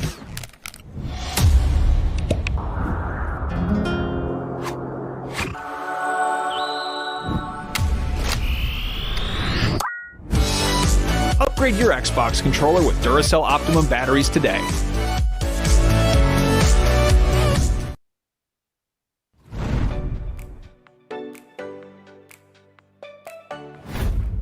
Not only is IGN the world's biggest media brand for games and entertainment, but we also have a team of some of the world's biggest fans of your favorite franchises. From breaking news and exclusives, never-before-seen looks at movies and games, to reviews, let's plays, and live streams, IGN brings you all the coverage you need, no matter where you are. Whether you're on IGN.com, the IGN app, YouTube, Facebook, or Snapchat, we've always got you covered. IGN, the #1 source for all games and entertainment fans worldwide. Everybody loves watching a speedrun of their favorite game, but what if you got a chance to peek into the mind of the developers behind those games as they watch their hard work get completely destroyed right in front of them? What is happening right now? That's exactly what happens on every episode of Devs React to Speedruns. We invite you to ride along with the developers as they watch, react, and enjoy some of the craziest gameplay by the most skilled speedrunners on the planet. Tune in every Saturday for a brand new episode.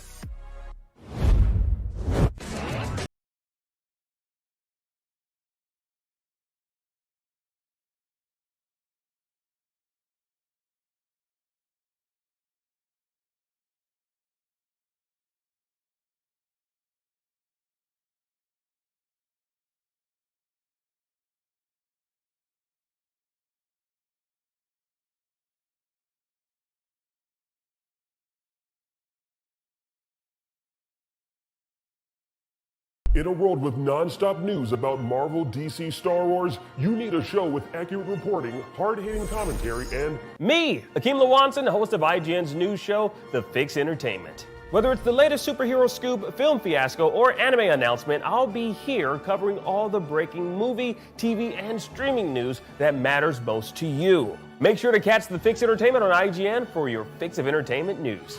Let's drop it.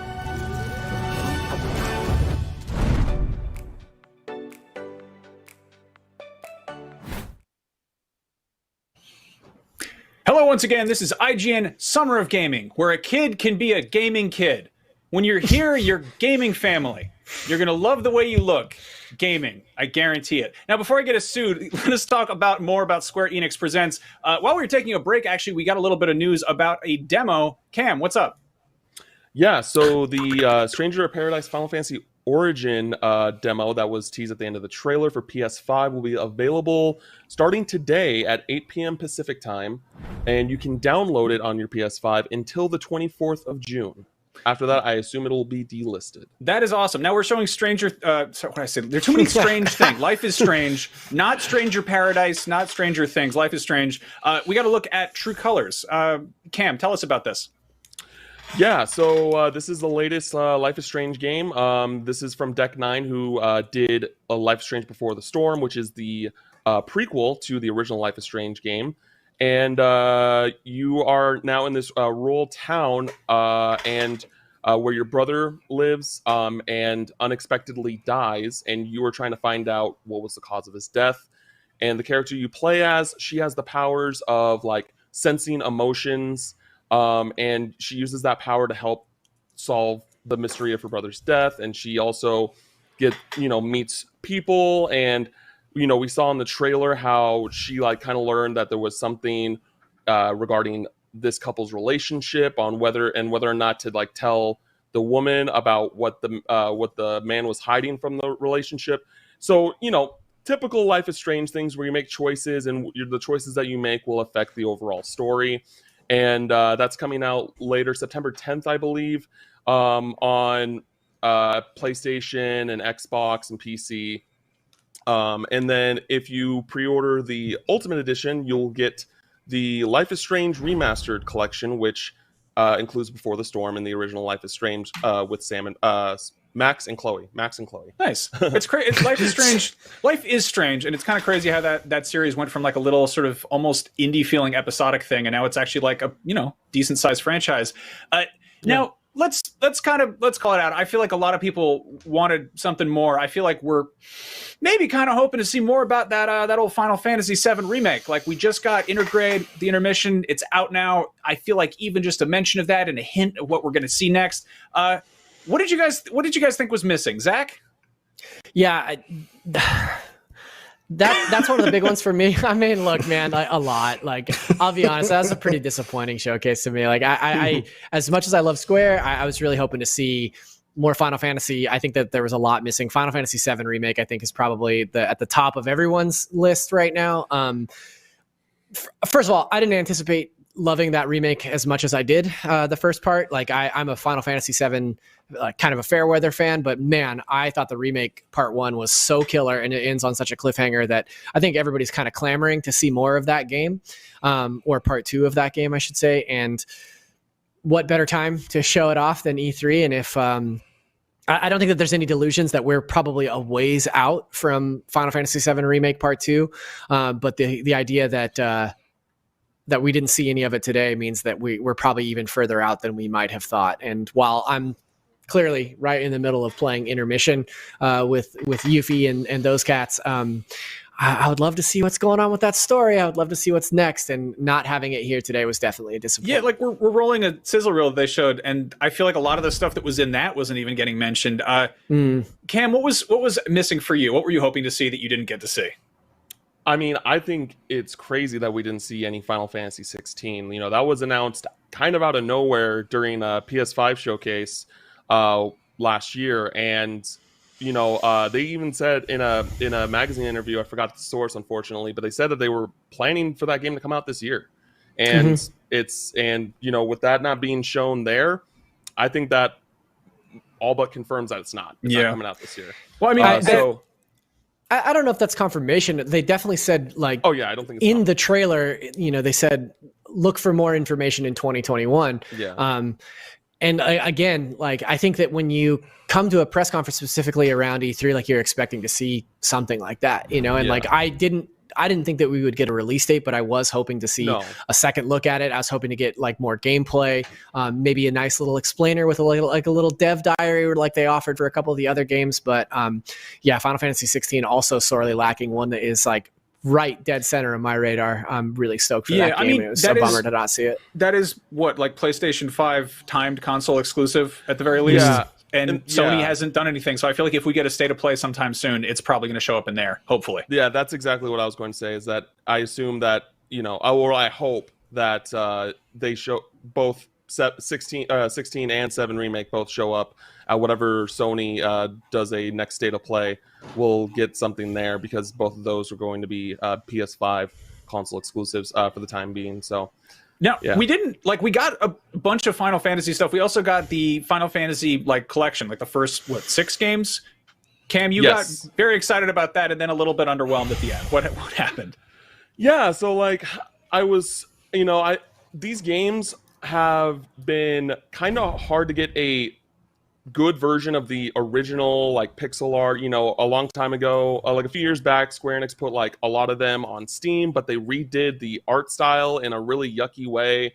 You know, and I wanted the Game Boy Advance versions, you know, where they had the basically definitive edition, original art, like more music, more content, and that's what this is, seemingly, but it's only coming to Steam and mobile, not like Switch, which would be a perfect system for this, or any console. Like, you know, it's not going to stop me from playing these games as they come out on PC, but I still think that, like, I just want to be a fly on a wall during that conversation, like, yeah, let's do this, but only put it on PC and not Switch. It's a weird call, right? Like, I could definitely see them coming over at some point, but like, it's not I mean, I'm sure it's perfectly simple to do it in an illegal fashion. I don't know why Square can't just sort of drag and drop these 6 very old games onto a platform that people will totally buy it on because they're beloved classics. Mitchell, what was missing for you? From the whole show, I mean, we kind of already touched upon it. I was really, really, really hoping for a small tease of Final Fantasy VII Remake Part 2. Having just come off of the Yuffie DLC, I'm on a big Final Fantasy VII Remake high right now, so yes. I was really hoping for that. What Cam said about Final Fantasy 16, I think, is absolutely true. I think, one of the weird things is that we live in a weird time for video games where because of the hell that was 2020, we had this weird thing where a bunch of events were kind of staggered throughout the year. And so, in the last Square thing we had Forspoken revealed, that would have been a really cool thing to have during this E3 to kind of, close off the presentation. But they were missing that. So, and also, we were missing Tomb Raider. We were missing, another Just Cause if that's within the realm of expectation. So yeah, it didn't do it for me, unfortunately. I'm glad you mentioned Tomb Raider because that was the other thing that I was kind of looking for as well. It's been a few years since Shadow of the Tomb Raider. I feel like that was on like a pretty steady cadence prior, and those games were kind of commercial successes or critical successes, but not necessarily like huge commercial hits. So I kind of understand like maybe they're going back to the mat with Tomb Raider and looking at potentially like another reboot or something. But I did kind of think that we would, or at least I was hoping to see something from Tomb Raider because I love all three of those reboot that reboot trilogy. I think it was really smart, really good. But it was a bummer to not see any Tomb Raider in this presentation as well. It's weird. We think of those games as being like a trilogy. I mean, there are 3 of them, so it is technically a trilogy. But I sort of feel like that's going to stop there, like obviously not, that doesn't always happen. Like we got Uncharted 4 and then another one. And like, I don't know. I could definitely go for another Lara Croft reboot or like showing her from like sort of a different angle. But at the same time, those are really fun games and I, do enjoy them. We're showing Outriders right now. That just came out and people seem to really dig it. And, that's a game that could totally support some new content. And I'm sort of surprised there wasn't even a mention of it or like here's what's coming down the road. Yeah, man, this was a kind of it's, we got some new stuff. It's cool, but I feel like it could have been better. Yeah. And I just want to say really quick, because I know that there are people that are watching that probably are wondering, where was Kingdom Hearts? And, just want to clarify that Nomura said it, I think like late last year that there's going to be no Kingdom Hearts news this year, basically, because everything's being saved up for the 20th anniversary next year. But you wore your T-shirt just the same. I got to represent. Yeah. Well done, Cam. All right, I love it. Well, coming up later today, we've got the PC Gaming Show, followed by the Future Game Show, and then tomorrow, be sure to join us for Capcom and Razer's big E3 showings, among other stuff. But right now, don't go anywhere, because up next, we've got back-to-back dev interviews with the team behind Guardians of the Galaxy and Marvel's Avengers. Stick around. IGN Summer of Gaming 2021 is presented by USAA Insurance and Army National Guard. Pursue multiple paths while you serve. Reach your greatest potential with Army National Guard. And by the Amazon original movie, The Tomorrow War, exclusively on Prime Video July 2nd. And powered by Duracell Optimum, the official battery sponsor of Summer of Gaming 2021.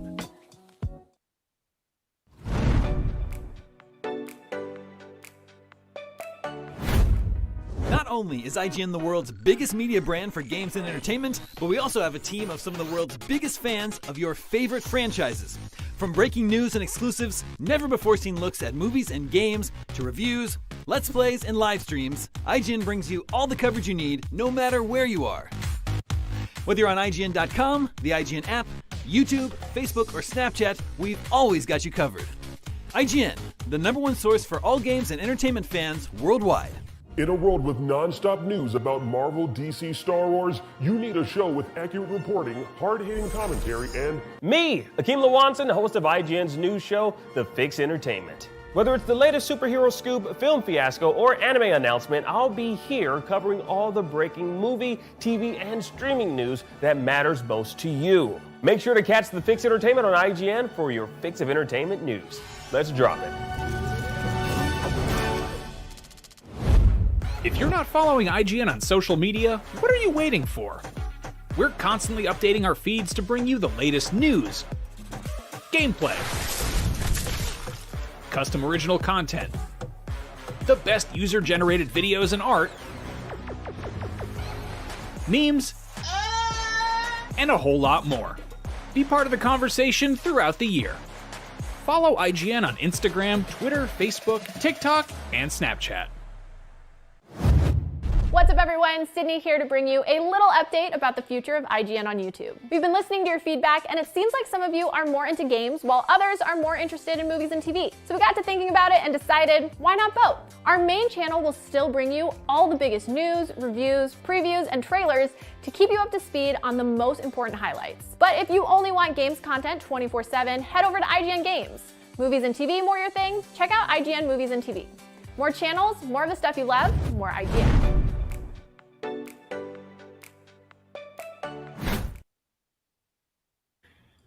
Welcome back. We just got a double whammy of brand new Marvel stuff during Square Enix Presents. In addition to what's coming next to Marvel's Avengers, a brand new Guardians of the Galaxy reveal, and now we've got a double whammy of interviews, which will hopefully distract you from the fact that I just used the term double whammy twice in one sentence, and I don't even know what a whammy is. Forget about it. Please, just watch these short superhero films we've prepared for you.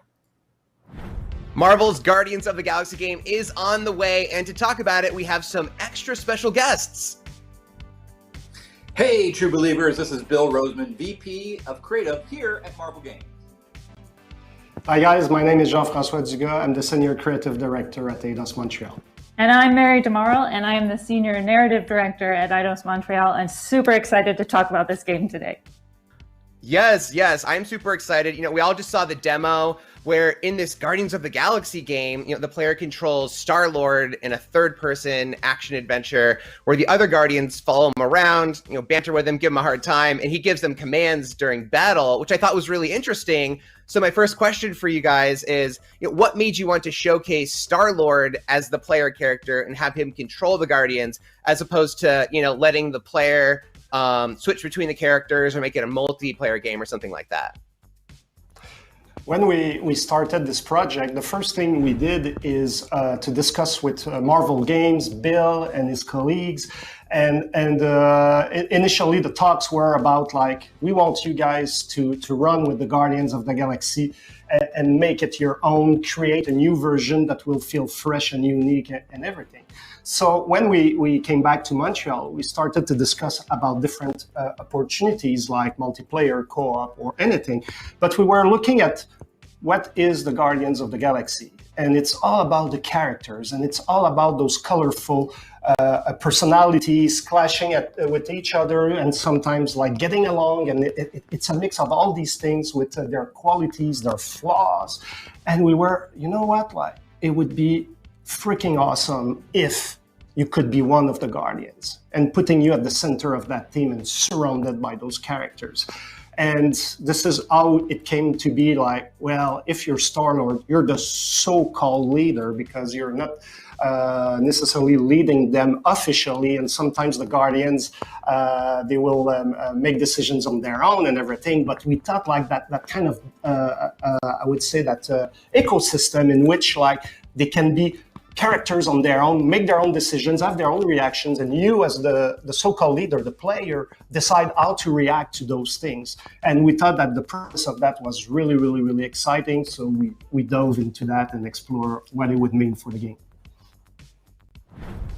That's awesome. So one of my favorite things from the gameplay footage that we saw was there's this team huddle ability where Peter Quill picks a song and it gives his team this big combat boost, and they're glowing, and it looks really cool. So I'm curious, you know, what kind of songs do we get to choose from? Like, how deep is the playlist here? Well, when you think of the Guardians of the Galaxy, you definitely think of the licensed music. And in ours, Star-Lord being a child of the 80s, Peter Quill being a child of the 80s, we have like 30 amazing 80s classic songs that everything from Iron Maiden to Rick Astley to Kiss to Wham! And it's a lot of fun. And it's more, as you saw with the huddle, it's more than just something that's in the game to support the action and the combat and the cinematics. We have this whole gameplay aspect called the huddle. Yeah, Which, and in the huddle, it's like when you're in combat, as you play, if you're doing great combos, you're engaged with your guardians and everything, so you're getting some momentum, and with that momentum, like it helps to fill the gauge for the huddle. And when this gauge is filled, you can use it at any given time. So maybe you're in trouble, you're struggling on the battlefield, or things are going well. So when you summon that, like Peter goes like, guys, huddle, and they go into a huddle a little bit like American football. And the Guardians, when they come in, like they will give you some hints, like feedback about like how they're doing on the battlefield. And now you will have a pep talk choice to choose from, in which like Peter is going to draw from the songs he knows to build his own speech. And if you're able to match the right speech with the right feedback of the Guardians, you boost the entire team. And like all the cooldowns are gone, they're all on fire, all the HP points are coming back, everybody is super efficient on the battlefield. And if you choose the wrong speech? A pep talk, the wrong speech. Peter is still boosted because like he thinks is awesome. Like, wow, my speech was fantastic, and he's boosted anyway, so he's on fire. But the Guardians are going back on the battlefield, going like WTF? Like, what was that? Like, I don't get that kind of thing. So that's the idea. Josh, is great. This sort of illustrates how much the team at Eidos Montreal thought through everything. They just didn't take music and just slap it on there. They really thought about and were very strategic and thought about how can we really make the music part of the gameplay, and how can we illuminate and spotlight what is it like to be Star-Lord trying to bring this team together, and then what will that effect have being Star-Lord on the rest of the team. And coming in through music is a perfect way to really get at what is unique about Star-Lord. He's not the alien. He's the half human, half alien that's out there in space, and he brings that music with him. I love that. You know, music has become a quintessential Guardians thing.